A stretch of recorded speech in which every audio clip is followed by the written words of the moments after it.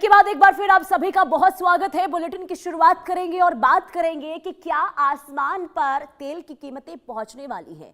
इसे लेकर ग्रह योग क्या बता रहे हैं, भविष्यवाणी से लेकर होगी। लेकिन सबसे पहले मध्य पूर्व में क्या हालात हैं, इसकी जानकारी हम आपको दे देते हैं। देखिए, मध्य पूर्व में एक बार फिर से तनाव लगातार बढ़ता हुआ दिखाई दे रहा है और ईरान अमेरिका टकराव ने पूरी दुनिया की नजरें तेल बाजार पर टिका कर रख दी है। युद्ध विराम खत्म होने के बाद सामने आए घटनाक्रमों ने वैश्विक बाजारों में हलचल पैदा कर दी है। तेल टैंकरों और समुद्री मार्गों से जुड़े हमलों के बाद जवाबी कार्रवाई ने हालात को और ज्यादा संवेदनशील बना दिया है। सबसे बड़ा सवाल यह कि अब ऊर्जा बाजार को लेकर बना हुआ है। दरअसल ईरान दुनिया के सबसे महत्वपूर्ण तेल क्षेत्रों में से एक है और हॉर्मुज स्ट्रेट जैसे रणनीतिक समुद्री रास्ते के करीब है। अगर संघर्ष लंबा खींचता है तो तेल की सप्लाई प्रभावित होंगी, तो कच्चे तेल की कीमतों पर बड़ा दबाव भी पड़ सकता है।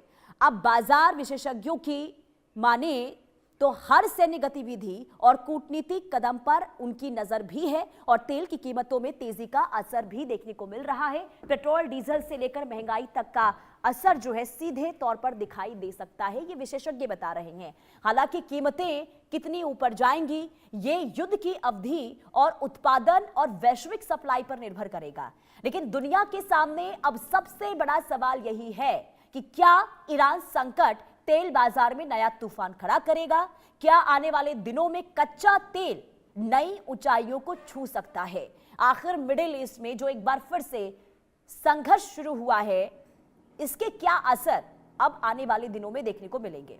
आइए हम आपको एक बार फिर से विस्तार से बताते हैं कि आखिर स्थिति इस वक्त मिडिल ईस्ट में क्या बनी हुई, क्योंकि देखिए एक बार फिर से हालात गंभीर हो गए। हमारे साथ देखिए astrologer doctor HS. Rawat ji जुड़ चुके हैं। बहुत स्वागत है इंडिया न्यूज पर आपका एच.एस. रावत जी। देखिए, लगातार हम चर्चा इस बात को लेकर करते रहे हैं, आपसे जुड़े हैं, भविष्यवाणी भी हुई है कि मिडिल ईस्ट में आखिर आगे क्या होगा, क्या युद्ध रुकेगा या फिर जंग इसी तरीके से जारी रहने वाली है। लेकिन सवाल अब पूरी दुनिया को लेकर, कच्चे तेल को लेकर, आखिर क्या आपकी भविष्यवाणी, क्या योग इस वक्त बन रहे हैं? क्या वाकई में पूरी दुनिया त्राहिमाम करती हुई नजर आएगी क्या कच्चे तेल को लेकर? देखिए पुनीता जी, अभी की जो प्रश्न ज्योतिष है उसके हिसाब से अगर मैं देखता हूँ तो मिडिल ईस्ट की जो स्थिति है उसमें युद्ध तो होगा, क्योंकि मैंने बार बार आपके टीवी चैनल पर बोला है जी कि ग्रहों की जो चाल है वो युद्ध की तरफ जा रही है और भयंकर युद्ध आने वाला है। ऐसा नहीं है कि युद्ध बहुत छोटा मोटा होगा, लेकिन अभी अमेरिका और इजराइल दोनों ईरान को अभी कहीं ना कहीं गुमराह कर रहे हैं। वो सीज फायर का कहीं ना कहीं एक नाटक करके अपनी पूरी तैयारी कर रहे हैं जी वो अपना रेकी कर रहे हैं कि किस प्रकार से इस सरकार को बदला जाए, ईरान की सरकार को, और बदलने के बाद फिर उसके बाद अपना कोई प्यादा बैठाया जाए। वहां पर जो कट्टरपंथी है, इस्लामिक कट्टरपंथी है, उसको खत्म किया जाए। और जो तेल का कारोबार है, जैसे वेनेजुएला को टेक ओवर कर लिया है, इसी प्रकार से मिडिल ईस्ट में उसकी चलती है, इराक में भी उसकी चलती है। तो वो ये चाहता है कि किसी प्रकार से ईरान में जो तेल के भंडार हैं उनको भी हम टेक ओवर करें और अपने हिसाब से पूरा एनर्जी सेक्टर को चलाएंगे। ये उसकी सोच है, लेकिन अभी पहले युद्ध में कामयाब नहीं हो पाया है, इसलिए उनको बहुत जल्दी लगी सीज फायर की। अगर वो युद्ध को लंबा चलाते तो मुझे लगता है अमेरिका और इजराइल को बहुत बड़ा नुकसान हो सकता था। इसलिए अमेरिका जैसी पावरफुल कंट्री और सीज फायर के लिए इतना उतावला हो जाए, ये समझ से पार हो जाता है।